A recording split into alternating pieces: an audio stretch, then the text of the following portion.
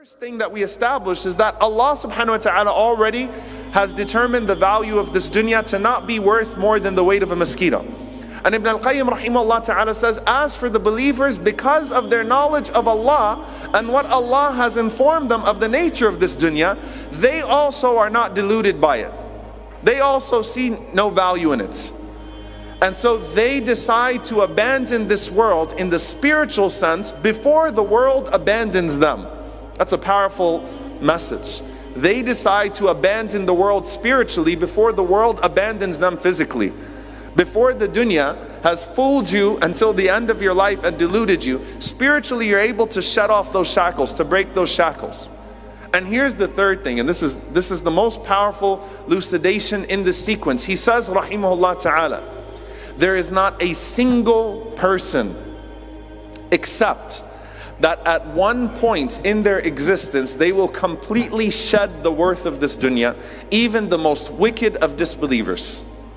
Because on the day of judgment, Allah subhanahu wa ta'ala says, يَوَدُّ الْمُجْرِمُ لَوْ يَفْتَدِي مِنْ عَذَابِ يَوْمِئِذٍ بِبَنِيهِ وَصَاحِبَتِهِ وَأَخِيهِ وَفَصِيلَتِهِ الَّتِي تُؤْوِي. That on the day of judgment, a person would be willing to present this world in gold to Allah subhanahu wa ta'ala to get themselves out of the situation that they're in the hereafter. They have no love for this world whatsoever. They would be willing to abandon everything of this dunya to better themselves in the hereafter. And he said that's why it was called dunya.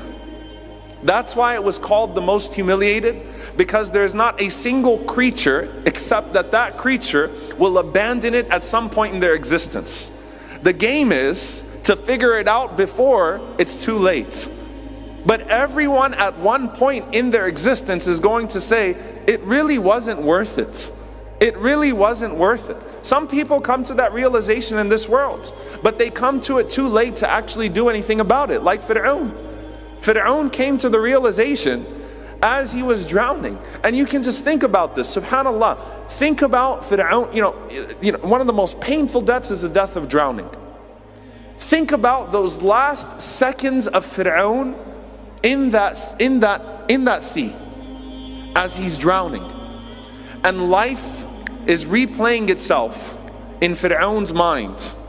All the oppression, all the palaces that he had, all the times he claimed to be God, all the times he attached himself to this world. Like, imagine if you're Pharaoh and you had all those palaces and you committed all those transgressions and you're drowning in that sea, and you are thinking for the last few seconds about what you've put forward in this life.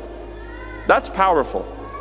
Because even Pharaoh came to a point where I have no need for this world whatsoever. It is of absolutely no benefit to me whatsoever. So at some point, everyone comes to that realization. The problem is that usually that realization comes far too late, or it comes in a way that does not inspire productivity but only hinders you further. So it comes to only serve you despair. And that's not the way Allah subhanahu wa ta'ala wants you to treat this world. And so Allah subhanahu wa ta'ala throughout the Quran mentions dunya over and over and over again. The life of this world, the life of this world, the life of this world.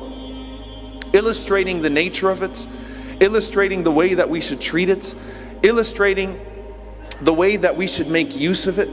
وَلَا تَنْسَى نَصِيبَكَ مِنَ الدُّنْيَا. And do not forget that which is in this dunya. Pursue the akhirah. Run towards the hereafter. بَادِرُوا بِالْأَعْمَالِ الصَّالِحَةِ. Rush to prepare yourself in the hereafter. But at the same time, don't forget your position in this world. Don't forget what's been presented to you.